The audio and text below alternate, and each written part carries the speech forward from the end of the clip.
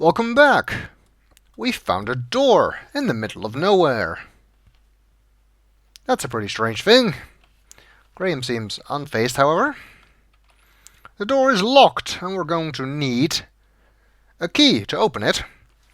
Well, actually, we know, of course, from the backstory that there are 3 keys, but it seems that for now we are interested in just the one. And there was an inscription on the door, so let's read that. The inscription reads, "Whosoever chooses to seek the key for this door will undoubtedly make a splash." Jinkies! It's a clue! Sounds like we might have to go underwater to find this particular key.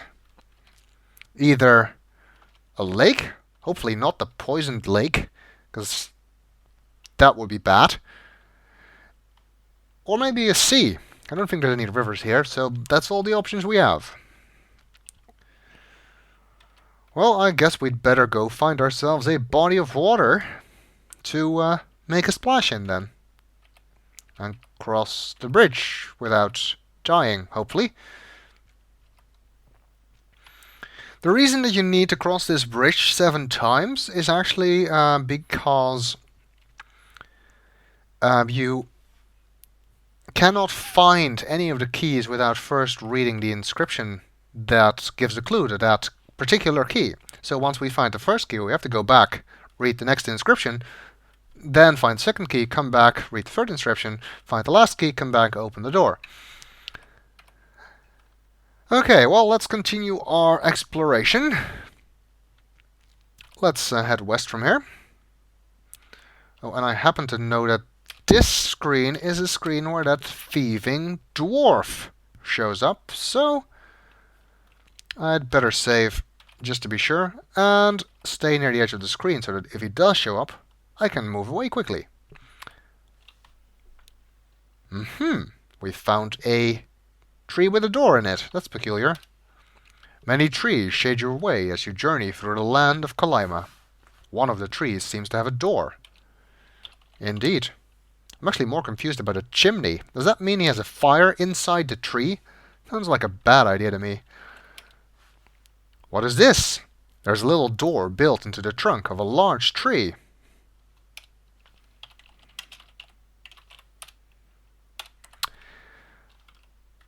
Go ahead, spoil my fun.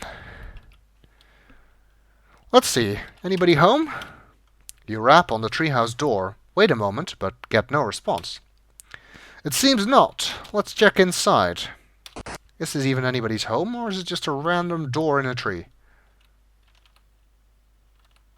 Well, that's interesting. I guess that at least explains the chimney. If whoever lives here actually lives underground rather than in the tree, explains how you can have a fire without burning the tree down. This is a room inside the hollowed-out trunk of a large tree. A door goes to the outside. A narrow ladder leads down through a hole in the ground.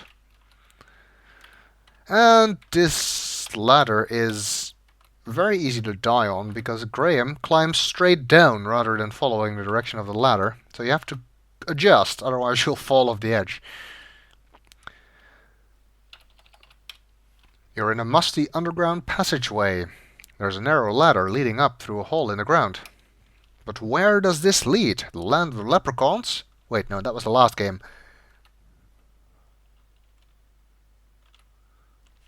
Looks like we found somebody's home. It seems you have entered the underground home of the little dwarf. It is cozy, with a fire cackling in the hearth. Damn it. A pot of chicken soup bubbling above the fire gives a delicious aroma to the room. There's a trunk tucked away in the corner. Aha, so this place belongs to the dwarf, the thieving little bastard. Well, that doesn't... that means I don't have to feel bad about breaking and entering. Let's check out that trunk. Maybe it contains untold riches. You look inside and notice earrings. Actually, if you get your stuff stolen by the dwarf, you can come here and get it back. It will be in the trunk. And that's a whole lot nicer than in King's Quest 1, where you'd just be stuck if the dwarf stole anything you actually needed. But since he didn't steal anything from us yet, all that's in there is earrings, which presumably he stole from someone else. Since he stole them, probably I don't feel bad about stealing them from him. You reach into the trunk and get it. Let's take a look. The diamond and sapphire earrings are very delicate. Each earring has a large sapphire surrounded by glittering diamonds. Nice! Got some bling. Might make a good wedding present for Valenius if we manage to rescue her. There's some hats there, damn it. The stocking hats of the dwarf are sitting on the table. Ooh, I want those. Maybe I can disguise myself as a dwarf. Those hats wouldn't fit you. No. They actually look too big for Graham, despite the fact that they belong to a dwarf. And over here we have a fire with some chicken soup, apparently. Ouch! This fire is hot. You're gonna burn yourself, which amazingly doesn't kill you. There's a pot of chicken soup boiling over the fire. Oh. You grab the wooden handle of the bubbling pot of chicken soup. You take the pot with you. Nice! I'm gonna save. See if we can eat the soup. Hungrily, you eat the tasty chicken soup. Ah, you feel very satisfied. You throw away the useless empty pot. Also, the game is now unwinnable. You don't want to eat the chicken soup. The pot contains hot, bubbling chicken soup. Don't ask how we're carrying it. I have no idea. In our pockets, I guess.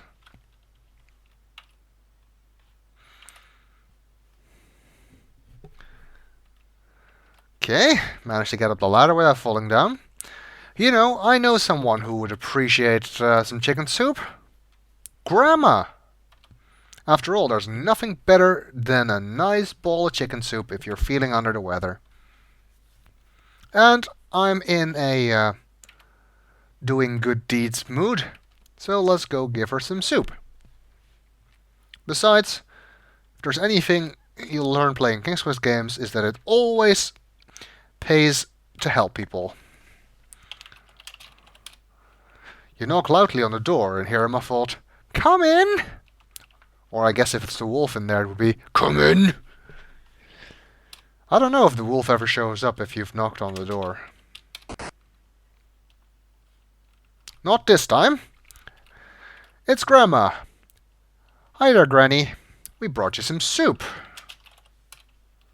You must specify who you wish to give it to, because this parser is stupid and thinks I want to give chicken soup to the flowers or something. To Grandma. You feed hot chicken soup to ailing Grandma. I feel much better, she says. In return for your kindness, I have something for you. Look under the bed. Really? What are you keeping there? I'm almost afraid to look. You drop to your hands and knees and peer under the bed. A large ruby ring and a black cloak are hidden there. You take them into your possession. Really? Oh. Actually meant to type look cloak. The black cloak would better fit a man taller than you. Red satin lines the inside. That doesn't look like it belongs to her grandma. How about that ring? The ring is gold with an enormous red ruby. The initials CD are engraved inside the gold band. CD. I don't think that those are Granny's initials. So who does this stuff belong to, and how did you get it? Well, there's one theory for that, but in order to find that out, you'd have to play the King's Quest 2 Plus version from AGD Interactive. And I know who CD is, actually, and you will find out too in time. I want to continue exploring to the west of the bridge, which means we need to go back north here. Oh, that ring, by the way, is not an invisibility ring, I can tell you that much. Doesn't look like there's anything here. Nope. The old hag, Hagatha, is nearby. You can hear her cackling and smacking her gums as she comes closer. She would love to have you for dinner, and I don't mean as a guest. Yeah, like she's gonna catch me from there. Besides, I'm still under the fairy spell protection. You! Holy Easter egg, Batman!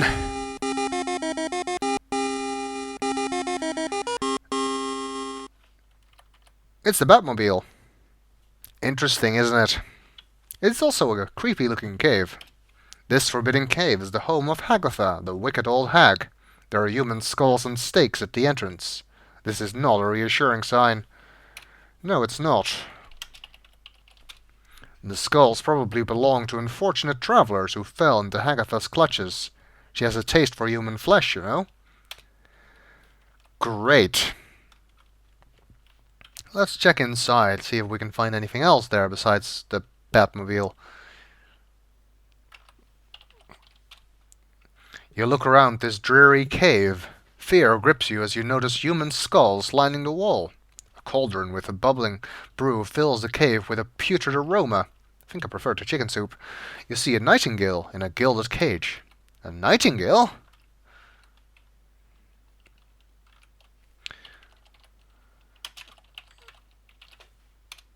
The beautiful nightingale is in a gilded cage. Now what would Hagatha want with a nightingale? Maybe it's a spell ingredient or something. Or nightingale, for those of you who know a certain other Let's Play.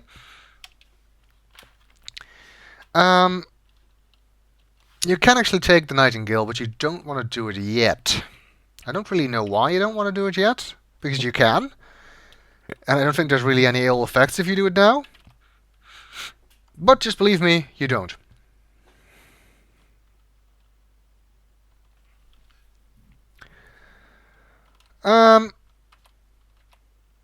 Also, Hagatha is the hag that locked away Valanice. I guess we should be thankful she didn't just eat her.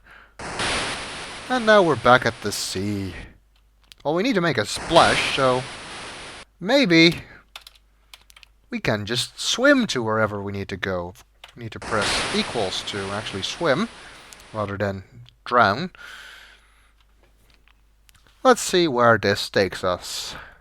Maybe all the way back to Daventry, although I think that might be a long way to swim. Some nice fishes here. A large, colorful fish playfully leaps out of the water around you. This game makes no distinction whether or not you can see the fish at the moment or not, unlike the remake of King's Quest I. You are so far out to sea you have no chance of ever getting back. You can no longer swim. And we promptly drown. Apparently we had no more energy to swim, but we could still splash around. Wait, what? Well, that was not very successful. Let's check the beach. See if there's anything interesting. Hey, that's interesting. You notice a rusty trident lying in the grass. Maybe it belongs to King Neptune. You pick it up and carry it with you. The trident is rusty and corroded. It looks somewhat like a pitchfork, as tridents tend to do. Or maybe it doesn't belong to King Neptune, but to King Triton from The Little Mermaid. Anyway. Anything here? Nope, just the standard beach message. A leaning palm tree is sway in the ocean breeze. Let's see. Anything here? More beach? You notice a pretty clamshell lying on the sandy beach. Yep, there it is. And since it's pointed out in the text, it must be important. But we'll see what it is in the next video.